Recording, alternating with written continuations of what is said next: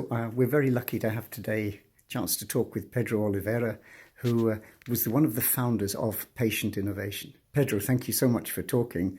Perhaps you could begin just by explaining the kind of dream you had, the value proposition when you first thought about patient innovation. Thank you, John. So before studying patient innovation or user innovation, I was actually interested in innovation at large.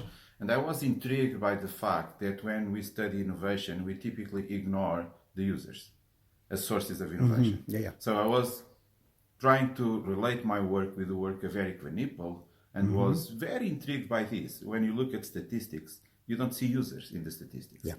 So before studying healthcare, we actually studied banking. We wanted to study services, different types of services. And I was very curious because even in services like banking, we could find that quite often users are able to innovate.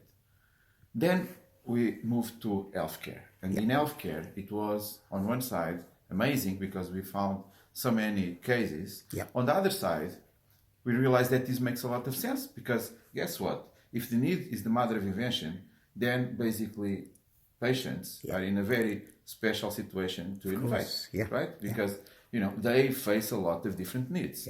So there we go. That should be a very fertile field for innovation. So in a way, we wanted to uncover all that innovation that we believe that it's out there. We were not sure if it was out there. So that's why we put together this platform for patients to share the solutions that they develop for themselves. And this was amazing because suddenly people start sharing to an extent that really surprised us.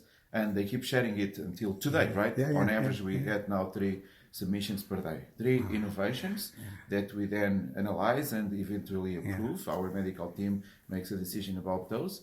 And so in a way, the idea was to show that there is all this potential. And you asked me about the dream. I mean, the dream would be to have, say, an ecosystem of innovations, of companies that are created or co-created by patients. And this sounds a bit crazy, but, well, doable, something that eventually we can do because there's a lot of good stuff out there that is being developed by the patient themselves. Amazing. And you've really started to answer my second question, which would be 5 years on, about 1 million people have visited and worked with the site. You're getting 3 suggestions a day or 3 ideas a day. What have you learned about user innovation in this space? I think we have learned a lot. First of all, there's a lot of user innovation. We also understand, I think, the difficulties that these patients face when they basically try to solve something. The fact that these guys don't even see themselves as innovators. Sometimes they develop amazing solutions, but they never really consider themselves innovators or entrepreneurs until someone tells them. Right? Oh, you developed something really cool. Congratulations. Like, really? Because I was just trying to solve my problem, right? They are living their lives, and as patients, they have difficulties that they have to overcome every day. So, yes, so it's interesting because they are for sure not your typical innovators. They are for sure not your typical entrepreneurs. They don't even know what we are talking about when we use this language.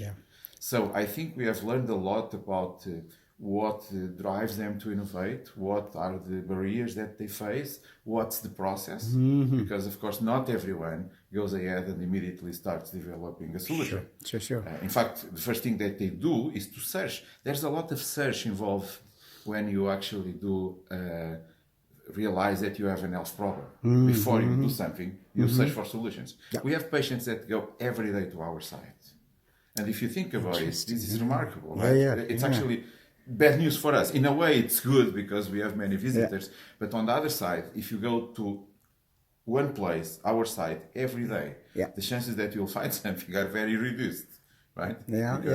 But this tells you that the amount of search for solutions that could work, that patients in desperate situations actually are doing, it's amazing, and we can't ignore that. We should pay attention to the amount of search because that gives you a lot of information. So I think right now we have a good understanding of what is driving these patients to innovate. Sometimes not the patient, but the caregiver, someone that takes care of the patient, the mother, the father. So I would include all of those in this group. And we are starting to have a good understanding of what could be the system that could help these patients to actually do more than just innovate for themselves, but actually move this forward and bring this solution to the market if they want. So that very nicely anticipates my last question. What next? You've built this very successful in the sense of people use it and are helping each other. So it's successful in social value. It exists. What comes next? And I think you've started to answer that. Now you understand the system. What other bits of the system do you need to put in place? So you see, in a way, what we have been doing is to listen to people. One of the things that we have realized is that lots of patients come to us and ask for help. Mm-hmm. They say, oh, you work in a business school, you know about entrepreneurship and about innovation. Yeah. Why don't you help me bringing this solution to market? I mean, they probably would never use these words, but that's what they mean, right? Yeah. And we have many requests like this. Now that you tell me that this innovation is very cool, I want to do something about it. Yeah. Could even be that I want this to be commercialized by an existing company, but I still need help for that conversation to happen with the company. Yeah.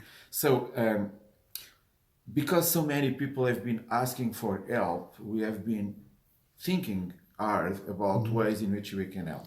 Yeah. In some cases, we can help by training the people. Mm-hmm. I mean, because guess what?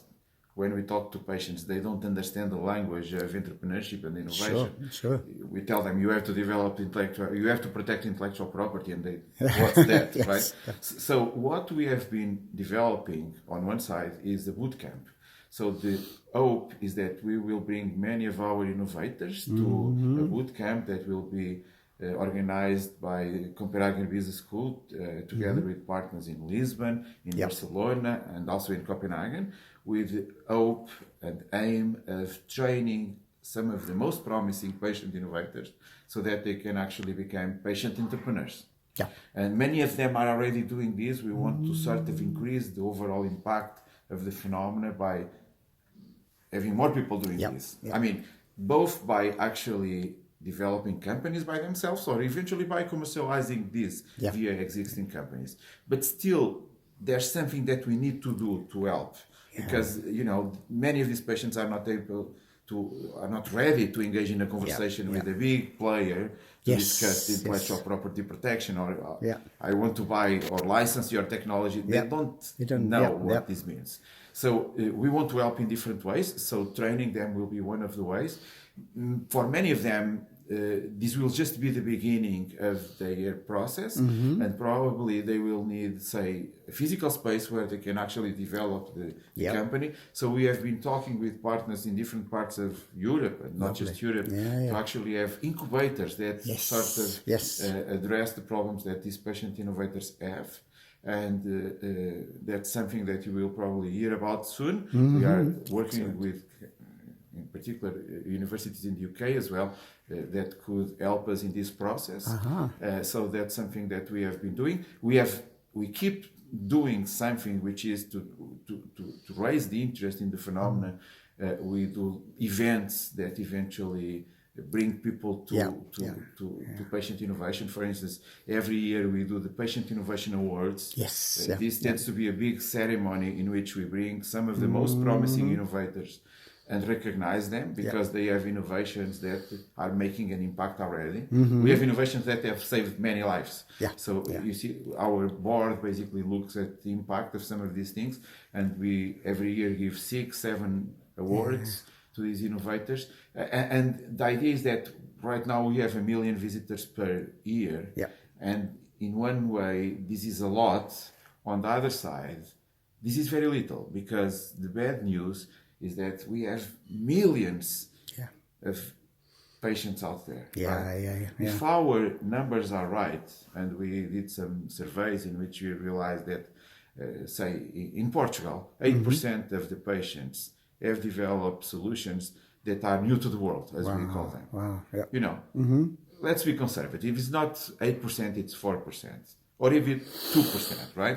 If 2% of the patients around the world develop something new, and I'm now being very conservative, I mean, that's a huge amount of amazing solutions that should be shared, should be brought to market, even eventually freely shared with others, because many times patients are willing to share. But we have to do something to increase the impact of these innovations that people develop for themselves, but in the end could be helpful for many others. Yeah. Pedro, that's fascinating. It's a journey that's already making some fascinating progress. Thank you so much for sharing with us, and we'd like to come and talk again in the near future to hear the next stages on that journey. Thank you so much. Thank you very much.